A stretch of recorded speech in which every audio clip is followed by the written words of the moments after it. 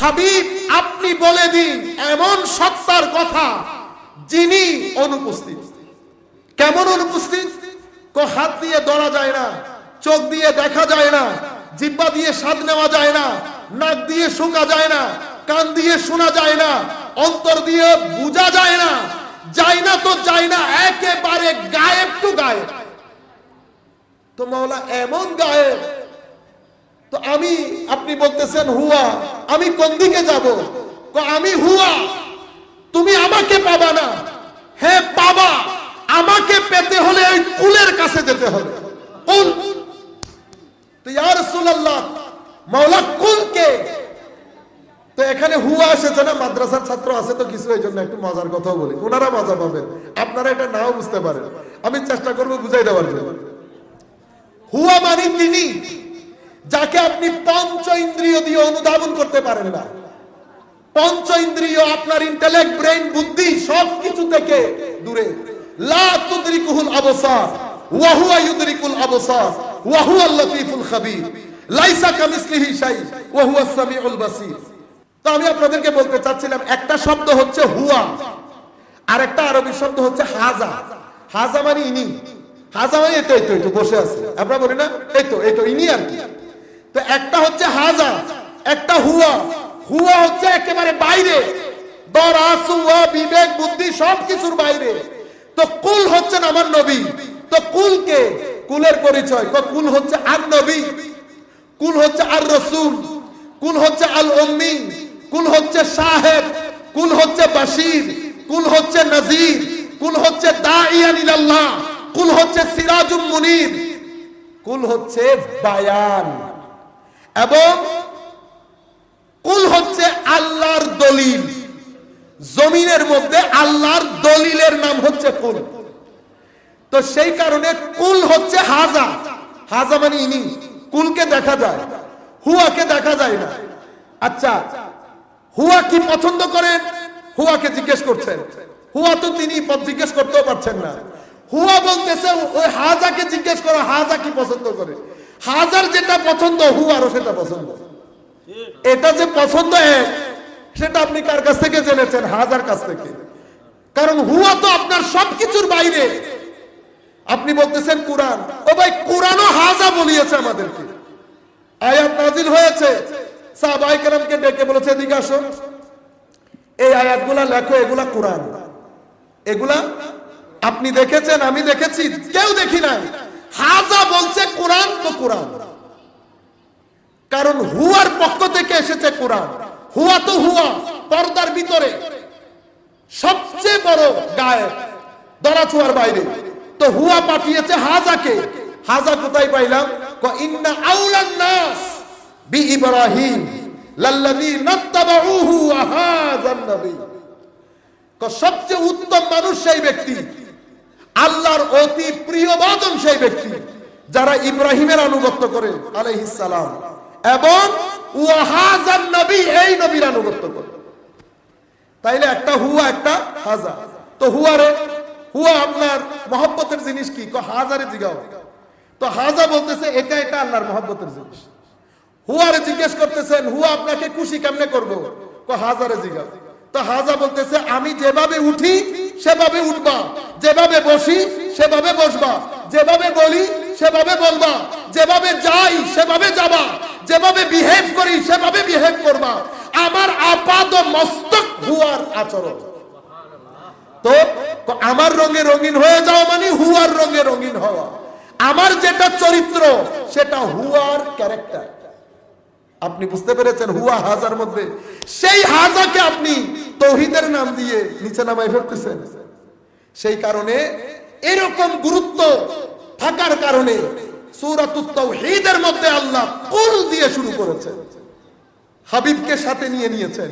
মাদ্রাসার ছাত্র যখন কুল হুয়াল্লাহু আহাদ পড়ে, কুল বলার পরে তার মানস পটে পুরো অর্থ ভেসে ওঠে।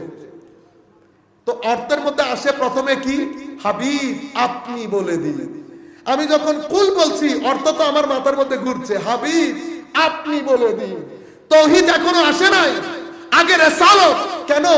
রিসালাত হচ্ছে খবর দাতা, তাওহীদ হচ্ছে সংবাদ। সংবাদ তো পরে, আগে সংবাদদাতার বিশ্বস্ততা যদি নিশ্চিত না হয় সংবাদ গ্রহণ করতে পারবেন। সেই কারণে আমরা জিগাই, ঘটনা এটা কোথায় পাইছে? মানব জমিনে। মানব জমিন। সংবাদের কারণে না, সংবাদদাতার কারণে। সংবাদ কোথায় পেয়েছেন? বিবিসিতে এসেছে। আচ্ছা, বিবিসিতে? হ্যাঁ, প্রথম আলো তো এসেছে। ও, তাইলে তো একটু চিন্তার বিষয়। আপনি দেখছেন, আপনি you are not concerned about what the news is. সংবাদ কি এটা নিয়ে আপনি কনসার্ন না, আপনি চেক করতেছেন সংবাদদাতাকে। আমার নবী যখন পাহাড়ের উপর উঠে বলছে, হে মক্কাবাসী, তোমরা আমাকে চেনো, আমি তোমাদের সাথে কখনো মিথ্যা বলেছি? সবাই বলছে না, বলেন নাই। আচ্ছা, আমি যদি বলি পাহাড়ের পেছনে পুরো একটা সৈন্যবাহিনী তোমাদেরকে আক্রমণ করার জন্য ওয়েট করছে, বিশ্বাস করবা? অফকোর্স বিশ্বাস করবো, কারণ আপনি কখনো মিথ্যা বলেন নাই তো। আমার নবী বলছেন, তাইলে এটা শুনো, আমি কিন্তু এক আল্লাহর পক্ষ থেকে এসেছি। যখন এটা বলেছে, আবুল আহাব সেটা উঠছে। কি বললেন আপনি? সে তো আর আপনি বলে নাই। কি বলল? এই সেই কি বলল বলার সাথে সাথে সে একটা বদদুয়া করেছে আমার নবীকে, তাব্বান লাকা ইয়া মুহাম্মদ বলে। এটা বলার দেব আল্লাহ রাব্বুল আলামিন সূরা লাহাব নাযিল করে দিয়েছে। আমি আপনাদেরকে যে জিনিসটা বুঝাতে চাচ্ছিলাম যে হুয়া এবং হাজা শেষ পর্যন্ত আল্লাহ রাব্বুল আলামিন কোরআনে পাকের 7টা জায়গার মধ্যে 7 জায়গার মধ্যে আল্লাহ ব্যক্তির নাম এসেছে 2 বার, কিন্তু আল্লাহ রাব্বুল আলামিন সর্বনাম ব্যবহার করেছে একটা। যেমন আমি যদি বলি যে আমি এবং আল্লামা মুকাররম বারি সাহেব আপনাকে ডেকেছেন, আপনার উচিত তার ডাকে সাড়া দেওয়া। এটা হবে না, তাদের ডাকে সাড়া দেওয়া হবে। কোনটা হবে? তাদের ডাকে হবে না, কারণ ডেকেছে তো 2 জন। এটা পৃথিবীর সমস্ত ভাষার গ্রামার। কিন্তু কোরআনে পাকের মধ্যে এসে যখন তাওহীদ এবং রিসালাতের প্রশ্ন এসেছে, আমার আল্লাহ আমাদেরকে বুঝাতে চাচ্ছেন যে এই 2 জিনিসটা একসাথে করলে ঈমান। সেই কারণে আল্লাহ ব্যক্তি 2 জন, মানে সত্তা 2টা, কিন্তু সর্বনাম একটা। কি বলেছে দেখেন, ইয়া আইয়ুহাল্লাযীনা আমানু ইস্তাজিবু লিল্লাহি ওয়ালির রাসূল ইযা দাআকুম। হে মুমিনরা, যখন তোমাদেরকে আল্লাহ এবং রাসূল আহ্বান করে, তো তোমাদের উচিত তাদের ডাকে না, তার ডাকে সাড়া দেওয়া। মাওলা আহ্বান করবে 2 জন, কিন্তু সাড়া দেব একজনের ডাকে। তো মাওলা এটা কেন? কার ডাকে? আমার তো কোনো মিছিল নাই, আমার ডাকে তুমি সাড়া দিতে পারবে না, কারণ আমার ডাকে যিনি সাড়া দেন উনি নবী হয়ে যান। তো আমার ডাকে না, বরং নবীর ডাকে তুমি সাড়া দিবে। সেই কারণে সর্বনাম একটা ব্যবহার করা হয়েছে।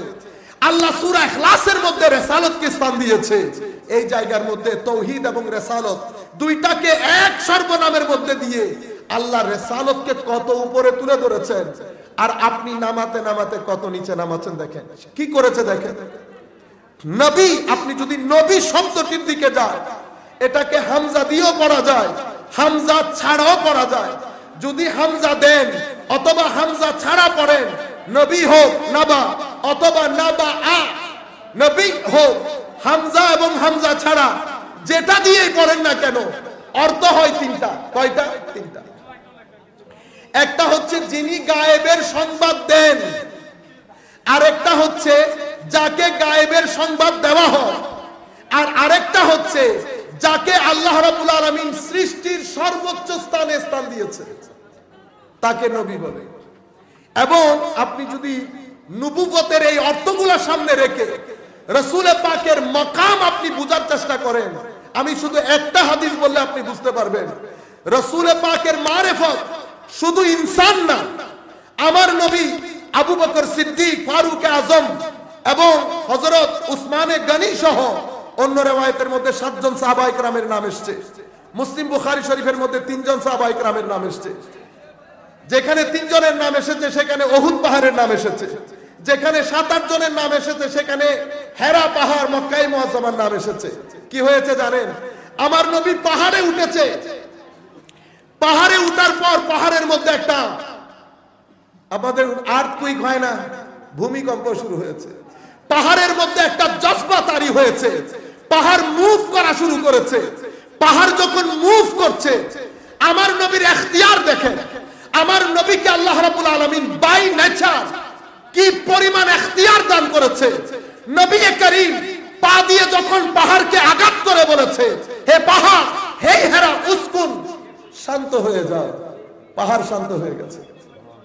আপনি বুঝতে পারছেন, পাহাড় কিন্তু জীব না, জড় পদার্থ। পাহাড় জড় পদার্থ, তো জড় পদার্থের মধ্যে পর্যন্ত শানে রিসালাতের এহসাস আছে। তো ফাদারাবা বিরিজলিহি, পা দিয়ে আঘাত করে যখন নবী করিম সাল্লাল্লাহু আলাইহি ওয়াসাল্লাম বলেছেন, উসকুন ইয়া হেরা, হে হেরা শান্ত হয়ে যাও, নাচানাচি করিও না, তোমার উপর নবী উঠেছে, তোমার উপর একজন সিদ্দিক আছে, দুইজন শহীদ আছে। ও ভাই, বাকি দুইজন শহীদ হয়েছে অনেক পরে। তো আগের খবর মানে পরের খবর যিনি আগে দেন ওনাকে নবী বলে। আপনি বুঝতে পেরেছেন? একটা পাহাড়ের মধ্যে একটা, আপনি আরো দেখেন, আমি আমার বক্তব্য একেবারে শেষ সময়ের মধ্যে 2-4-5 মিনিটের মধ্যে শেষ করে দেব। আমার নবী মসজিদে নববীর মধ্যে একটা সিম্পল খেজুর গাছের একেবারে উস্কো খুস্কো অতি শুকনো একটা গোড়া, সামান্য এক পাট, আমার নবী হেলান দিয়ে জুমার খুতবা দিতেন। হুজুর কাম সাল্লাল্লাহু একজন সাহাবিয়া বলছেন, ইয়া রাসূলুল্লাহ, আমার ছেলে কার্পেন্টিং এর কাজ শিখেছে, আপনি যদি বলেন একটা মিম্বর বানিয়ে দেন। বানিয়ে দিলে লম্বা কথা, আমি যেটা আপনারা শুনেছেন, কিন্তু আমি একটা জায়গায় নিয়ে যেতে চাচ্ছি আপনাদেরকে। যখন পরবর্তী জুমার মধ্যে এই জিনিসটাকে মসজিদে নববীর এক কোণায় ফেলে দিয়েছে, আমার নবী খুতবা শুরু করেছে, পুরো মসজিদের মধ্যে একটা বাচ্চার কান্দনের আওয়াজ আসা শুরু হলো। আওয়াজটা তীব্র থেকে তীব্রতর হলো। নবী করিম সাল্লাল্লাহু আলাইহি ওয়াসাল্লাম, সাহাবায়ে কেরাম বলছেন, ইয়া রাসূলুল্লাহ, আওয়াজ তো খেজুর গাছের ওই জায়গা থেকে আসতেছে, ওই গুচ্ছ থেকে আসতেছে। আমার নবী গেলেন, যাওয়ার পরে মা যেমন বাচ্চাকে পিঠে থাপ্পড় দিয়ে দিয়ে শান্ত করে, আমার নবীও তাকে শান্ত করছে, কান্দিও না, কান্দিও না, কান্দিও না। আমি আপনাদের এটাকে আপনারা অনেকে মুজিজা বলে, এক দৃষ্টিতে মুজিজা হতে পারে, কিন্তু এখানে কোনো কাফের ছিল না যে মুজিজা দেখিয়ে মুসলমান বানাইতে হবে। আপনারা বুঝতে পেরেছেন? মসজিদের নববীর মধ্যে বসা সবাই তো মুসলমান, সাহাবায়ে কেরাম। এটা মুজিজা না, এক দৃষ্টিতে হতেও পারে। আমি আপনাদেরকে যেটা বোঝাতে চাচ্ছি সেটা হচ্ছে আমার নবীর বাই নেচার ইখতিয়ার, যে ইখতিয়ার আমার নবীকে আল্লাহ দিয়ে দিয়েছে, যে একটা জড় পদার্থের মধ্যে পর্যন্ত রাসূলে পাকের মারিফত রেখেছে, মাকামের আদব রেখেছে। আমার নবী কি বলেছে জানেন? শান্ত হও। আরে শান্ত হও না, আচ্ছা ঠিক আছে। এখন যে কথা বলবো সেটা ইমাম আহমদ ইবনে হাম্বল ওনার মুসনাদের মধ্যে এনেছেন। তোমাকে আমি দুইটা অপশন দিচ্ছি, একটা হচ্ছে তুমি যদি চাও আমি তোমাকে জান্নাতের মধ্যে রোপণ করে দেব, এবং তুমি জান্নাতের মধ্যে রোপণ হলে জান্নাতে যারা যে সমস্ত পুণ্যবান ব্যক্তি যাবে, ফাআকালা মিন আস-সালিহুন, পুণ্যবান ব্যক্তিরা তোমার ফল খাবে। তুমি কি এটা চাও? নাকি তুমি যদি চাও আমি দুনিয়ার কোন বাগানে তোমাকে লাগিয়ে দেব, তুমি মৃত আবার জীবিত হয়ে যাবে। তো উনি পরকালেরটা গ্রহণ করেছেন। আমার নবী বলছে ফালতু ফালতু করে দিলাম, করে দিলাম। সাহাবায়ে কেরাম বলছে, ইয়া রাসূলুল্লাহ, হঠাৎ করে আপনি দুই অপশন দিলেন, দেওয়ার পরে ফালতু ফালতু এটা কেন বললেন? কারণ খেজুর গাছের কথা তো আর সাহাবায়ে কেরাম বুঝবেন না, এটা তো আমার নবী রাহমাতুল লিল আলামিন হিসেবে খাস ল্যাঙ্গুয়েজে কথা চলতেছে দুইজনের মধ্যে। আপনারা কি মনে করতেছেন এটা আমি গল্প বলতেছি? গল্প না, হাদিসে পাক বলতেছি। কিন্তু এই জড়বাদিতার যুগে কিছু ওই মিডল ইস্ট থেকে আসা লু হাওয়া, কিছু ইহুদি ষড়যন্ত্র একটা চক এঁকে যুব সমাজের অন্তর থেকে আমার নবীর ইশক মহব্বত বের করার জন্য, আউলিয়ায়ে কেরামের নিসবত থেকে যুব সমাজকে ছাড়ানোর জন্য একটা হাত ষড়যন্ত্র কিছু মৌলবী আমাদের মতো মানুষদেরকে দিয়ে করাচ্ছে, যাদের ওয়াজ তাকরীরের মধ্যে আমার নবীর নাম আসলে তারা শিরকের গন্ধ খুঁজে পায়। হাদিসে পাকের মধ্যে সাহাবায়ে কেরাম আমার নবীর থুতু মুবারক নিয়ে নিতেন, নিয়ে মুখে বুকে লাগাতেন, আমার নবীর চুল মুবারক সংরক্ষণ করতেন, নখ মুবারক সংরক্ষণ করতেন, আমার নবীর ব্যবহৃত ওযুর পানি ব্যবহার করতেন। এই কথাগুলো আমাদের শাইখরা বলে না, কেন? ও ভাই একদিন যদি বলেন, এতদিন আপনি শাইখুল হাদিস, এতদিন পড়াচ্ছেন বুখারী মুসলিম শরীফের ওই হাদিস, একদিনও কি আপনার চোখ দিয়ে যায় না? আপনি একদিন ছেলেদেরকে পড়াইতে পারেন না যে উম্মু সালামা আমাদের মা, আমার নবী যখন রেস্ট করেন ওই গামগুলা শিশির মধ্যে ভরে আতর হিসেবে ব্যবহার করতেন। একদিন যদি যুবককে বলতেন, যুবকের ভিতরে আমার নবীর ইশকে মহব্বতের চেরাগ জ্বলে উঠতো। একদিন যদি বলতেন সাহাবায়ে কেরাম আমার নবী থুতু ফেলতেন, এটা নিয়ে মুখে আর বুকে লাগাতেন, যুবকের অন্তরে জেগে উঠতো, হু করে উঠতো, উমা সাহাবায়ে কেরাম আমার নবীকে আদব করতেন, আমি কোন ধরনের আদব করছি, আমাকে আদব করতে হবে। হাদিসের মধ্যে এগুলো আসে না। আপনারা বুঝতে পেরেছেন? এখন এটা একটা তো আমার নবী বলছেন, খেজুর গাছের ও আমাকে বলতেছিল যে সে দুনিয়াটা না, সে পরকালেরটা গ্রহণ করেছে, সেই কারণে আমি তাকে বললাম গ্রহণ করে নি। জঙ্গে বদর এক সাহাবী এসে আমার নবীকে বলছেন, সিরাত ইবনে হিশামের মধ্যে এসেছে, ইমাম জালালউদ্দিন সুয়ুতী আল খাসাইসুল কুবরার মধ্যে রওয়ায়াত করেছেন, খেজুর গাছের ছোট্ট একটা শিকড় নিয়ে আমার নবীর দরবারে, ইয়া রাসূলুল্লাহ আমি অনেক যোদ্ধা, আমার তো তলোয়ার ভেঙে গেছে, এটা একটু যদি ইয়া রাসূলুল্লাহ কিছু করে দিতেন। আমার নবী কি করলেন? হাতে দিলেন, কো যাও এটা নিয়ে যুদ্ধ করো। এটা নিয়ে, ও ভাই এক বিগতের একটা নিয়ে যুদ্ধ করা যায়? এটা তলোয়ারের চেয়ে তীক্ষ্ণ তর হয়ে গেছে। আমি সেই কাঠকে জিজ্ঞেস করতে ইচ্ছে করে, ও কাঠ কি এমন ছিল তোমার ভিতরে মারেফত যে আমার নবী বলেছে চুরি হয়ে যাও, তুমি চুরি হয়ে যাচ্ছ? আপনারা বুঝতে পেরেছেন? নবী তো নবী, নবী তো নবী তো নবী। যখন ওলি, সাধারণ মানুষ যখন আল্লাহর ওলিতে পরিণত হয়, তো আল্লাহর ওলিতে পরিণত হওয়ার কারণে মাওলায়ে কারীম তাদেরকে কুন ফায়াকুনের ফুয়ুজাত দান করেন। আপনারা যদি এমনে বলতেন, এমনে বলতাম, কো সুন্নিরা বাড়াই বলে, বাড়াই বলেন আমার ভাই। সুলাইমান আলাইহিস ইসলামের নাজ দরবারে আসিফ বিন বরখিয়া যখন বলছিল যে হুজুর আমি বিলকিসের সিংহাসন সেই ইয়ামান থেকে আপনার চোখের ব্লিঙ্কিং এর আগে নিয়ে আসতে পারবে, নিয়ে এসেছে। চোখের ব্লিঙ্কিং করতে কতক্ষণ লাগে? এখন একজন আল্লাহর ওলি শান দেখে সেই যুগে কই বিলকিসের সিংহাসন ব্লিঙ্কিং করতে ওই কুন ফায়াকুন, কুন ফায়াকুন। তো আল্লাহর ওলির জবানের মধ্যে এই তাসির কেন আসে এটা বলে শেষ করে দিচ্ছি। মানুষ যখন ওই মুজাহাদা যেখান থেকে শুরু করেছিলাম, রোজার মাধ্যমে যখন হয়, তো এটা সংকুচিত হয়ে যায়। যখন নফসের এই নালা সংকুচিত হয়ে যায়, নফস দুর্বল হয়ে যায়। যেটা যখন দুর্বল হয়, এদিক থেকে যখন ভদ্রতা, আখলাকে হাসানা আগে, যেটার মাধ্যমে ভদ্রতা নম্রতার মাধ্যমে আমার নবী বলছেন এক ব্যক্তি ভদ্রতা নম্রতার মাধ্যমে এত উপরের মকামে যেতে পারে, যেই মকামে পৌঁছতে হলে এক ব্যক্তিকে সারা রাত ইবাদত করতে হয়, সারা দিন রোজা রাখতে হয়, শুধু ভদ্রতার মাধ্যমে। ভদ্রতার নূর, ইবাদতের নূর, তিলাওয়াতে কোরআনের নূর, জিকির ইলাহির নূর, এই নূরগুলা যেতে যেতে এখানে নূরানি হতে থাকে। এটা বন্ধ হয়ে নফস কাবু হয়ে যায়। যখন নফস কাবু হয়, নূর হয়ে যায়, তো রূহ আস্তে করে গিয়ে কলবের বর্তনে বসে যায়। যখন রূহ কলবের বর্তনে বসে, ওই ব্যক্তি এবং আল্লাহর মাঝখানে লাস্ট ডিজায়ার, লালসার যে একটা হিজাব ছিল সেটা উঠে যায়। যেই সেটা উঠে যায়, বান্দার ভিতরে আল্লাহ যে বান্দার নিকটে আছে, এই নৈকট্য বান্দার ভিতরে আল্লাহর খৌফ দান করে। এই খৌফ এক সময় খাশিয়াতে পরিণত হয়, এই খাশিয়াত এক সময় মহব্বতে পরিণত হয়। কুরবতের মাধ্যমে খৌফ, খৌফের পরে খাশিয়াত, খাশিয়াতের মাধ্যমে এক সময় সেটা মহব্বত হয়ে যায়। আল্লাহ বান্দাকে মহব্বত করতে থাকেন, বান্দা আল্লাহকে মহব্বত করেন। তো যখন মহব্বত হয়ে যায়, আমার আল্লাহ বলেন, তখন ওই ব্যক্তির হাত আর তার হাত থাকে না, আমার হয়ে যায়। তার চোখ আমার চোখ হয়, তার মুখ আমার মুখ হয়। চোখ দিয়ে যখন দেখে, সেটা তার চোখ থাকে না, সেটা আমার চোখ দিয়ে দেখে।